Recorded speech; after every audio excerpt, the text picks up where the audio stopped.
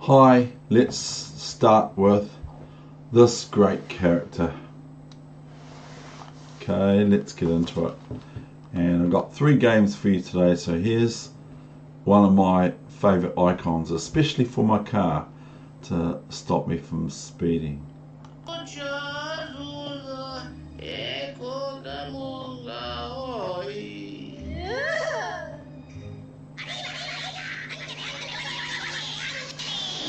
Pussycats, you looking for a nice fat mouse for dinner?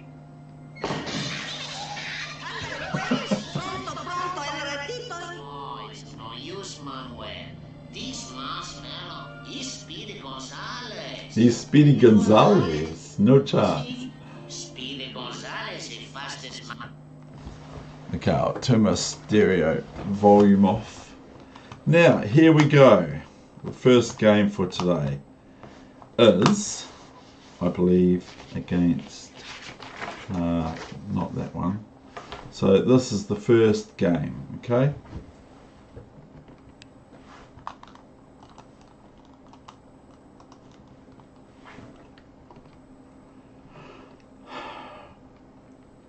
Yes, I know, I'm playing the French again. Can't help myself. Bad habits. So here we're just developing. We've both got bishop and knight out, of course. c4, c6, c5. Fair enough. Castle, not developing but aiding in development, but not a developing move. Often it's mistaken for development, but it's not. Knight e4. Now this is all pretty elementary. So I'm threatening bishop f2, of course check, so black meets bishop e3 with knight d7. And now I'm just about completely developed, whereas white's still lagging behind.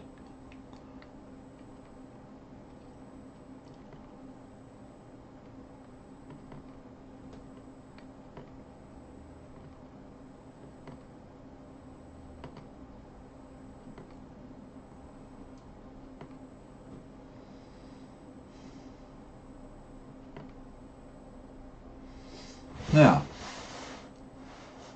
I come almost to the middle game for me.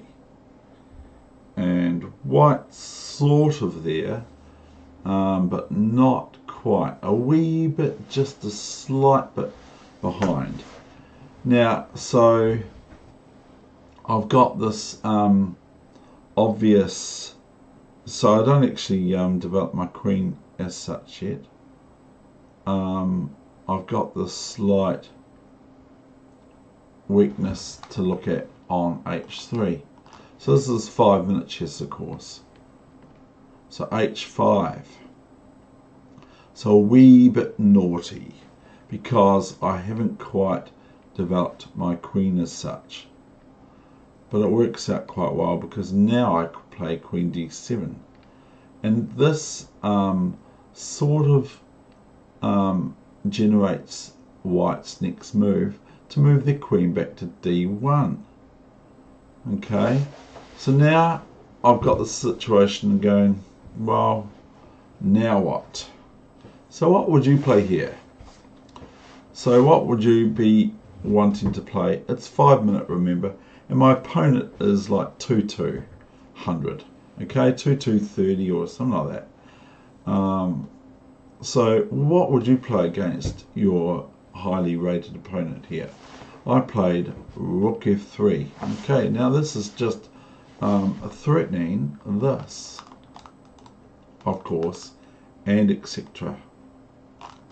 So that's quite damaging to white's game. So white takes the bait, and now play rook f8. Okay, because there's no hurry. I'd rather just move my rook into play. There's no hurry to take the g pawn with the pawn and bishop. So rook f8, queen e back to d1 again. So I'm sort of playing kind of a middle game where black's in the middle game and white's still in the middle the opening, because they haven't developed their queen because it's gone back home. So take, and now the queen can either move or f3. So now the queen's still not developed. So it's just sort of going backwards a little bit for white. King h1. Now, what do? Do I just merely take? Yes, I do. And queen here. Now I'm threatening, among other things, queen here or bishop here. So my opponent plays rook c1. Have they got time? Now, if I play rook up here, then I'm not going to be able to play this move here, really, am I? Because of the bishop on e3. So here I play bishop g3 as promised. So now I'm just threatening checkmate in 1-2 moves, or however you want to set, or just a real big crunchy position for black. So queen g2, and then I just go queen h5 check, rook f3, threatening the bishop on e3. So white cannot play this now because I just play rook takes bishop, and then if rook c1, rook c8 check, then I can just play king h7,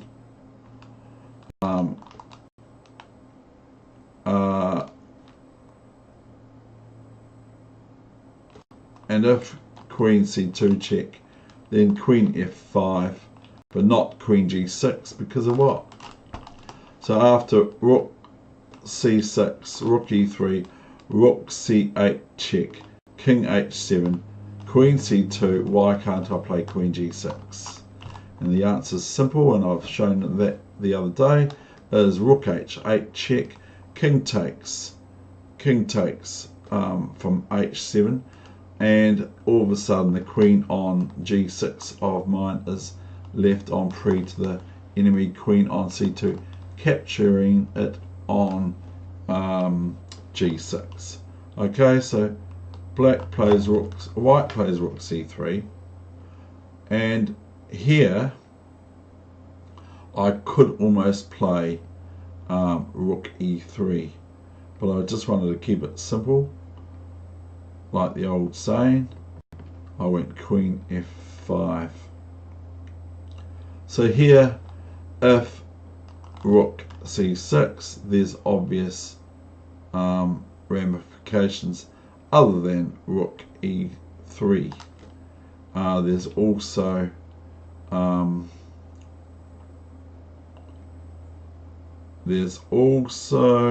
nothing. I won't worry about it.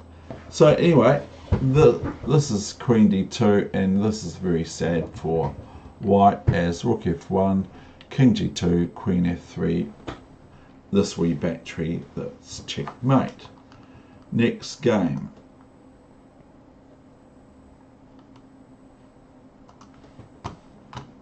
Is Australia is white, and Australia is 2-2-1-2.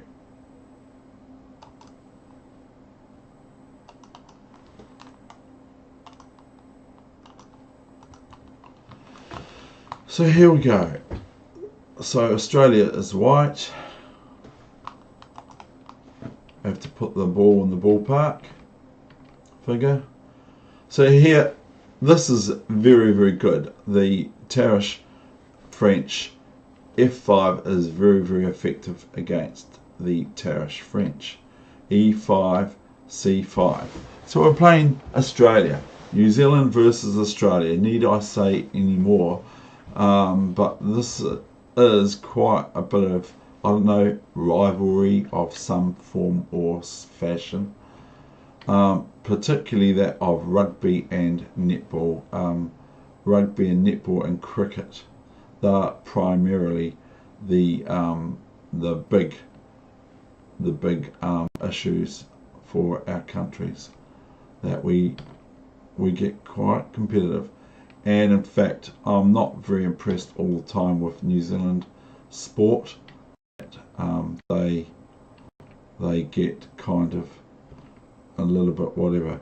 So anyway, Queen B3, and so I've flicked my knight out to H6 and to F7.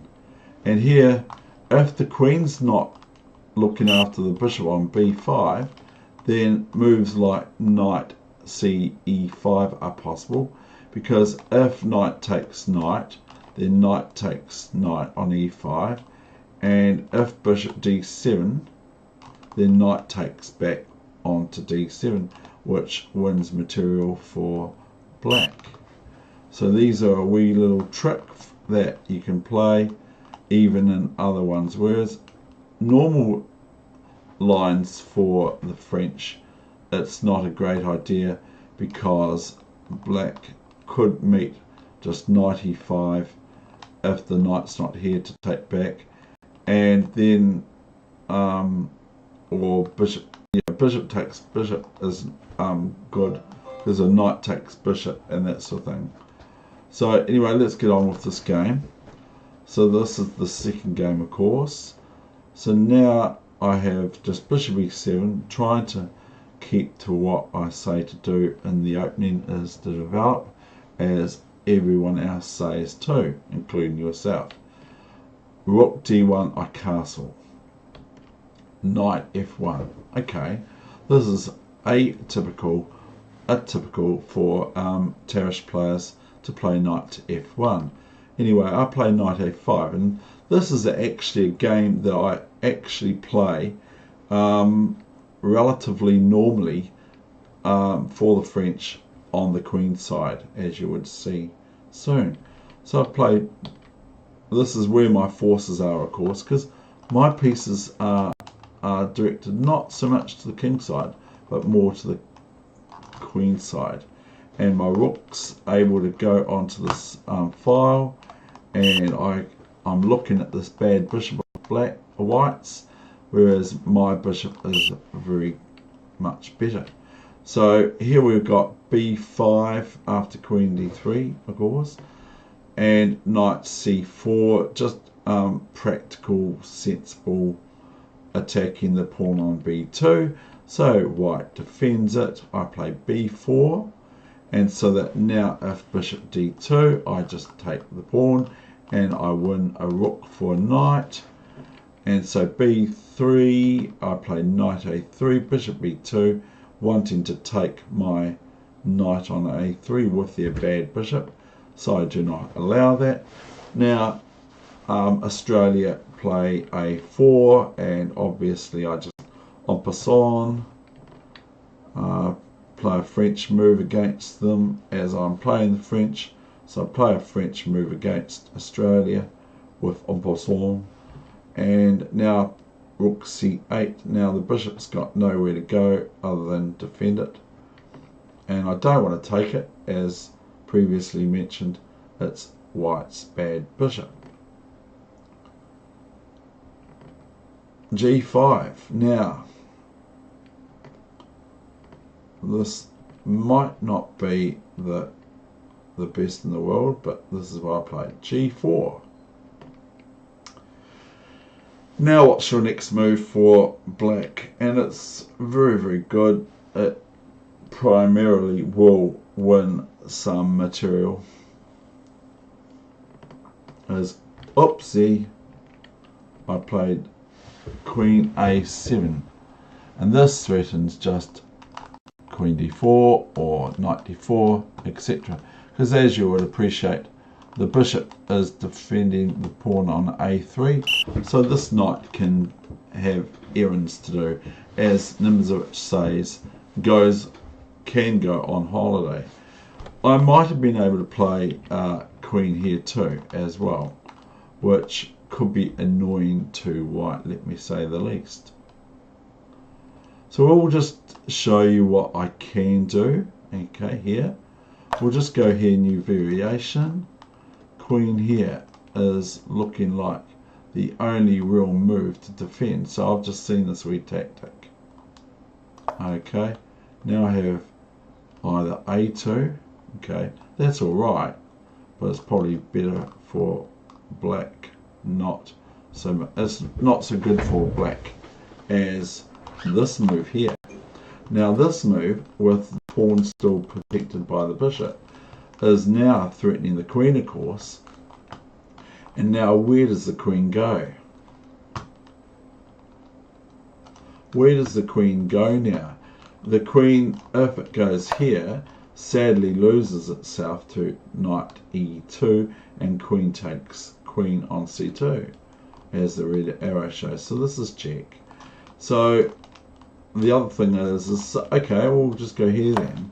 And then we've got this, sadly, for white, which is no good either, because next move I'm just going to take this, and soon thereafter black's going to queen, or maybe not, but after this is knight check, king here, queen takes, and really the only thing here is not here, because a queen f1 checkmate, but queen a2, because this pawn's too strong on a3. It's very, very dangerous.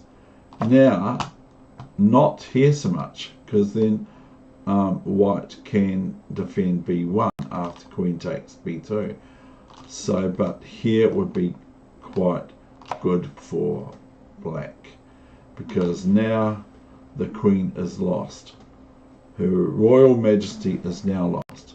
So anyway, we will go back to the main line, which is neither one of these. Queen a7. So I'm attacking this pawn on d4. So this is actually quite a positional game for me to play, rather than going into sort of tactics. f3. Now I just play here knight e5. Okay, because obviously this pawn is pinned to the queen on a7 and the king on g1 diagonal. So this forces white to make a move, of course. So they play queen e3. So what now do I play? Do I play bishop here? No, I don't think so. Or do I just play something simple? I play something simple because it's me. I play knight d4. Now, if queen e5, what happens? Real quickly, because it's very, very simple, it's not a hard thing to see, is I play knight takes, pawn f3 with my only knight left, knight f3, double check, and queen g1, which is similar to the finale of this position. So now we have fg4, and if you have a look at the coordination of my pieces, one could be quite happy with these pieces.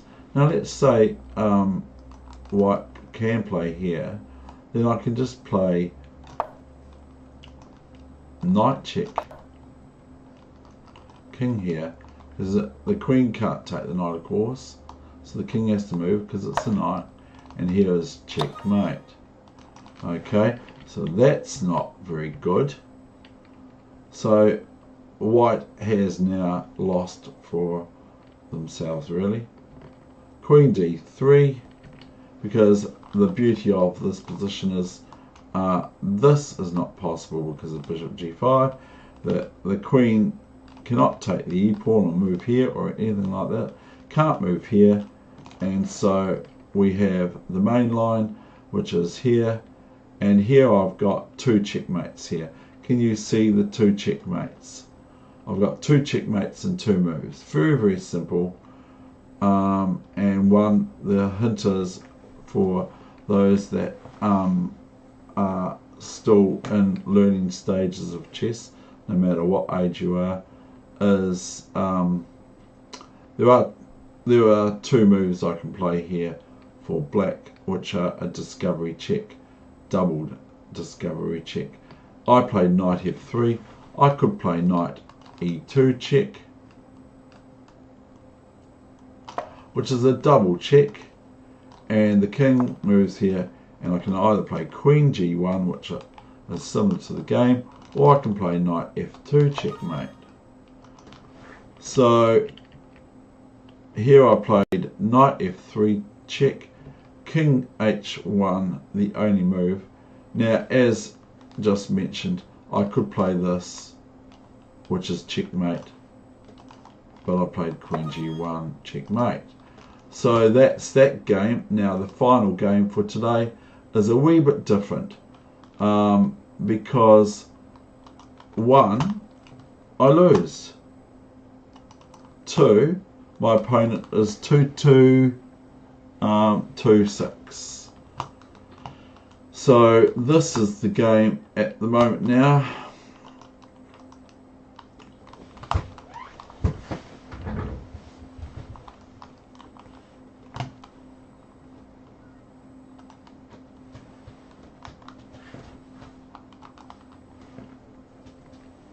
E5 in 5-minute chess. E5, E5, David, E5, knight C3. So this is the Vienna line, and usually it is followed up with F4 among other moves. So otherwise it's classical E4, E5, sort of classic lines like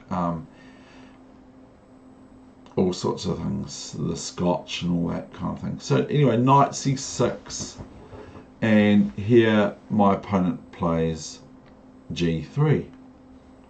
So I play bishop c5, still trying to play my normal game. Bishop g2, and I was quite pleased with the way I played this game, even though I lose. And this is 5-minute course. So d6. So now I've got a nice solid pawn center, but it can be whittled away by white's forces. Knight ge7, castles both sides. So we're still behaving ourselves. h3, and I play f5. So I'm not behaving myself. I have to develop here, but I don't. d3, bishop e6, getting there. King h2 and queen d7. Now I'm practically almost developed, except a rook has to be on an open file, but I might forgive myself for that. Now it comes f4. So we've got a feisty 22-6 player as white. Rook a e8.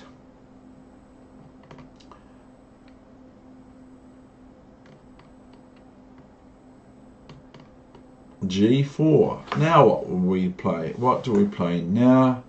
I play knight e3 because I like throwing pieces into the center of the board, like trying to emulate Alekhine.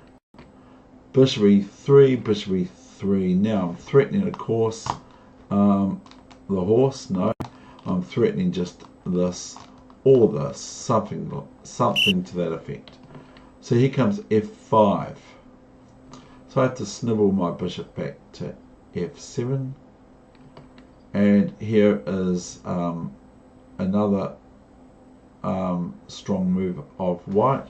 Now I had thought of playing this, but that wouldn't be very nice for me because my opponent would get bishop d5 check and be able to annoy my queen with bishop e6, so to speak. So I play bishop g5, which is also preventing white from rolling these pawns into my king position.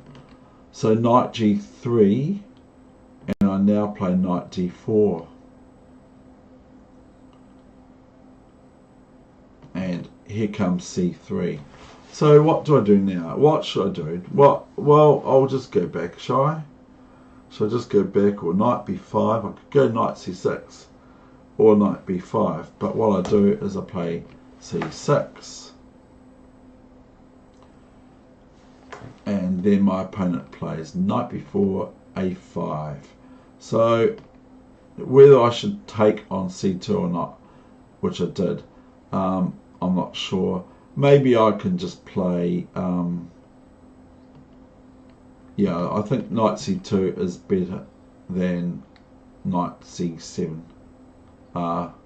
Is it knight c7? No, knight a, knight b5 instead of knight b5. Because this plays, now I play d5, which is a wee bit more strength to my position. Rook a e1, bishop g, bishop f4, which is having ideas of this and maybe even this, but hitting the knight on g3 eventually, but it sort of doesn't really happen really. G5, and so that if this is offering white, this is offering white a nice pawn here on f6, or moves like this which aren't any good because you can't play them because it's check, duh. And so this is offering white to have a passed pawn effectively for the endgame, which white does keep. So now I play queen d6. I think a wee bit greedy. Knight e2, bishop d2, why not?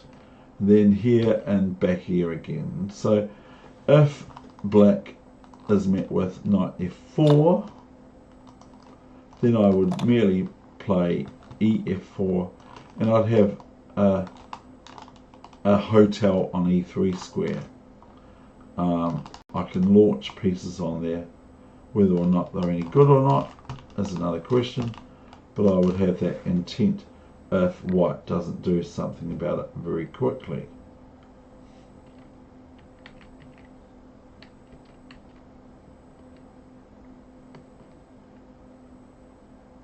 Now this does not threaten anything. Knight g1, b5. I'm just considering my pawns on the queen side. So to the queen infiltrating.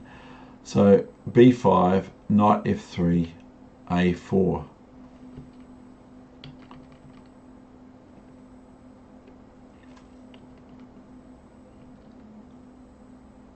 Now this is greedy.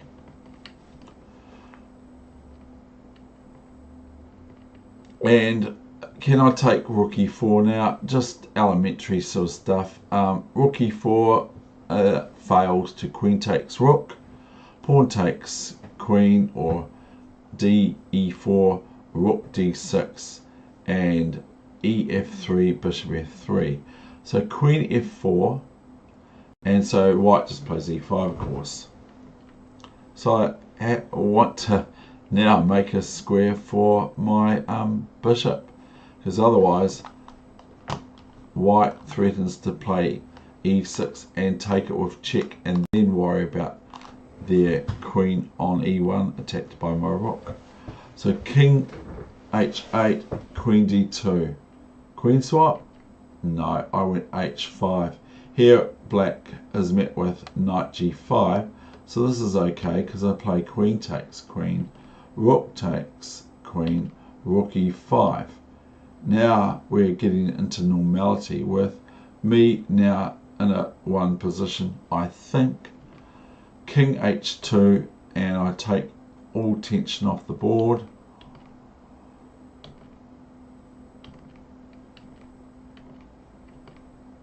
And here I exceeded the speed limit, the time limit, and I lost on time. So my opponent won this, so fair enough. I think that's all good and all fair enough. I probably have got a one position here.